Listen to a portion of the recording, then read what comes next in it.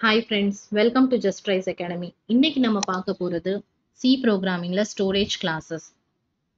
Storage classes என்ன? ஒரு variable மெமரியில எங்க போய் ஸ்டோர் ஆக போகுதுங்கிறத சொல்றதுக்கு தான் ஸ்டோரேஜ் கிளாஸஸ். ஸோ ரெண்டு ஸ்டோரேஜ் லொகேஷன் இருக்கு. ஒன்று வந்து CPU ரெஜிஸ்டர், இன்னொன்று வந்து மெயின் மெமரி. என்னெல்லாம் ஸ்டோரேஜ் கிளாஸஸ் இருக்குன்னு பார்த்தீங்கன்னா automatic storage class, register storage class, static storage class, external storage class. இதுல ஒவ்வொரு ஸ்டோரேஜ் கிளாஸ்க்கும் நம்ம கீவேர்ட்ஸ் யூஸ் பண்ணுவோம். Auto, extern, static, register. Auto வந்து ஸ்டோரேஜ் வந்து ஸ்டாக்கு, எக்ஸ்டர்ன் வந்து டேட்டா செக்மெண்ட்ல போய் ஸ்டோர் ஆகும், ஸ்டாட்டிக் வந்து டேட்டா செக்மெண்ட்ல போய் ஸ்டோர் ஆகும், ரெஜிஸ்டர் வந்து CPU ரெஜிஸ்டர்ஸ்ல ஸ்டோர் ஆகும். அதே மாதிரி ஒவ்வொரு ஸ்டோரேஜ் கிளாஸ்க்கும் ஒரு இனிஷியல் வேல்யூ இருக்கும். ஆட்டோக்கும் ரெஜிஸ்டருக்கும் பார்த்தீங்கன்னா கார்பேஜ் வேல்யூ, எக்ஸ்டர்னலுக்கும் ஸ்டாட்டிக் ஸ்டோரேஜ் கிளாஸ்க்கு பார்த்தீங்கன்னா இனிஷியல் வேல்யூ 0வா இருக்கும். இதோட ஸ்கோப் வந்து ஆட்டோமேட்டிக்கும் ரெஜிஸ்டருக்கும் ஸ்டாட்டிக்கும் விதின் பிளாக், அந்த ஒரு பிளாக்குள்ள தான் இதோட ஸ்கோப் இருக்கும். எக்ஸ்டர்னுக்கு மட்டும் பார்த்தீங்கன்னா எங்க வேணாலும் குளோபலா எந்த இடத்துல வேணாலும் யூஸ் பண்ணிக்கலாம். எத்தனை ஃபைல்ஸ்ல வேணாலும் ஃபங்க்ஷன்ஸ்ல வேணாலும் யூஸ் பண்ணிக்கலாம். இதோட லைஃப் பார்த்தீங்கன்னா ஆட்டோமேட்டிக்கும் ரெஜிஸ்டருக்கும் அந்த பிளாக் முடிகிற வரைக்கும் தான் இதோட லைஃப். எக்ஸ்டர்னலுக்கும் ஸ்டாட்டிக்கும் பார்த்தீங்கன்னா ப்ரோக்ராம் எண்ட் ஆகுற வரைக்கும் அதோட லைஃப் இருக்கும். ஸோ இதை வந்து எக்ஸாம்பிள் ப்ரோக்ராம் மூலியமா நம்ம பார்ப்போம். ஆட்டோமேட்டிக் வேரியபிள்ல பார்த்தீங்கன்னா இப்போ இந்த இடத்துல 3 ஆட்டோமேட்டிக் வேரியபிள் டிஃபைன் பண்ணியிருக்கோம். ஒன்று ஃபர்ஸ்ட் 1, அடுத்தது 2, அடுத்தது 3.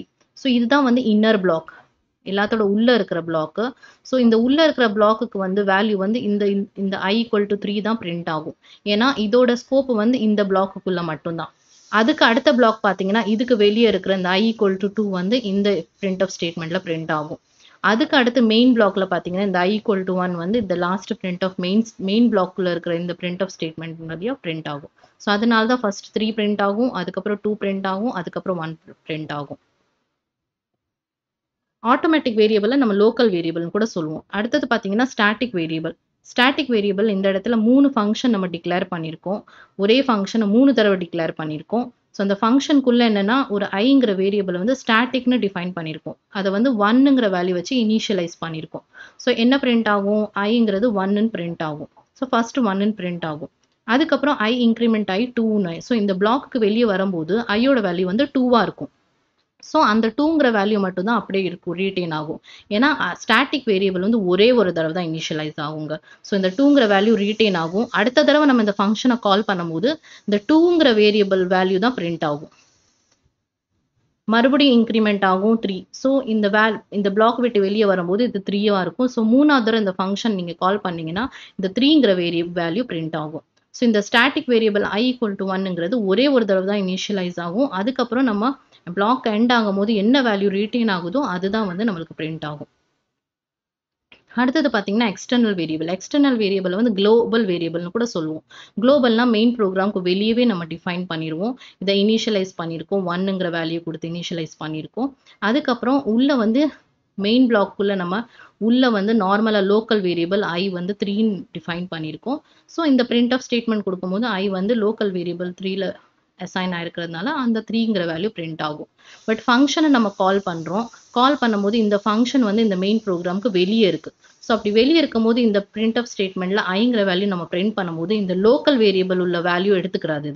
இது வந்து என்ன பண்ணும்னா வெளியே இருக்கிறதுனால இது வந்து டைரக்டா போயிட்டு இந்த global variable, external variable, global வேரியபிள்னு சொல்றோம்ல. ஸோ இந்த வேல்யூ தான் இதை எடுத்துக்கிறோம். ஸோ அதனால தான் 3க்கு அடுத்து இது 1 பிரிண்ட் ஆகுது. ஸோ இதுதான் எக்ஸ்டர்னல் வேரியபிள். எங்கே வேணாலும் எந்த ஃபங்க்ஷனில் வேணாலும் மல்டிபிள் ஃபைல்ஸில் நம்ம யூஸ் பண்ணலாம்.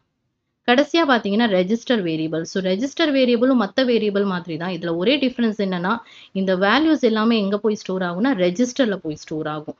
ஸோ இது பார்த்தீங்கன்னா இப்போ ஒரு ஃபார் லூப் யூஸ் பண்ணி 1 இனிஷியலைஸ் பண்ணியிருக்கோம், 5 வரைக்கும் கொடுத்துருக்கோம். ஸோ ஒவ்வொரு தடவை இன்க்ரிமெண்ட் ஆகி இந்த வேல்யூ வந்து பிரிண்ட் ஆகும். ஸோ இப்போ இங்கே 1, 2, 3, 4, 5ன்னு 5 வேல்யூ பிரிண்ட் ஆகுது.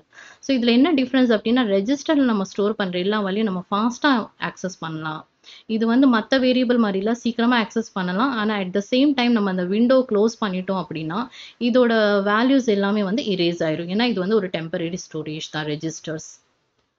ஸோ இதுவரைக்கும் நம்ம என்ன பார்த்துருக்கோம் அப்படின்னா அந்த ஸ்டோரேஜ் கிளாஸில் 4 விதமான ஸ்டோரேஜ் கிளாஸ் பார்த்துருக்கோம். ஒன்று வந்து ஆட்டோமேட்டிக் ஸ்டோரேஜ் கிளாஸ், அடுத்து static storage class, external storage class, register storage class. So ஒவ்வொருக்கும் கீவேர்டு என்ன யூஸ் பண்ணுறோம்னா ஆட்டோமேட்டிக்கு ஆட்டோங்கிற கீவேர்டு யூஸ் பண்ணுறோம், எக்ஸ்டர்னலுக்கு எக்ஸ்டர்ன், ஸ்டாட்டிக்கு ஸ்டாட்டிக், ரெஜிஸ்டருக்கு ரெஜிஸ்டர். ஸோ இதுதான் வந்து ஸ்டோரேஜ் கிளாஸஸ்.